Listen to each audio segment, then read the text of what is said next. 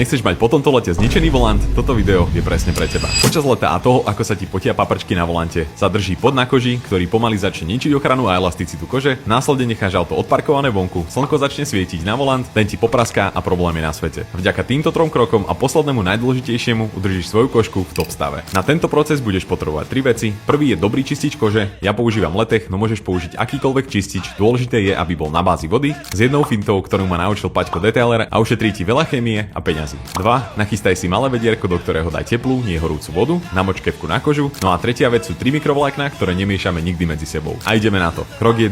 Kefku vyber z vedra, daj na ňu čistič a zapracuj. Bonus, ak chceš top výsledok, prejdi jemnou kefkou šitie. Krok 2. Jedným mikrovláknom zotri, druhým usuš a pozri na ten výsledok na polovici tohto volantu. Extrém, a ako vidíš aj tu, čistá koža má byť matná a nie lesklá. No a ideme na najdôležitejší krok číslo 3 a to je ochrana. Zober si čisté mikrovlákno, daj si na ňo mliečko, ktorého nemusíš dávať veľa, takto si ho poťapkaj, nech sa rozloží na celé mikrovlákno a šup ho tam. Ideálne je nechať ho vyschnúť, následne zotriť zostatok a pozri na výsledok. Vďaka tomuto poslednému kroku bude síce tvoj volant prvých pár hodín trochu šmiklavejší, takže dávaj pozor, no zaistíš tým jeho ochránenie a následne môžeš behať znovu bez problémov a bez toho, aby si musel dať kožu lakovať alebo prešívať. Hoď follow, ak chceš viac hodnoty z autosveta a vidíme sa v ďalšom videu.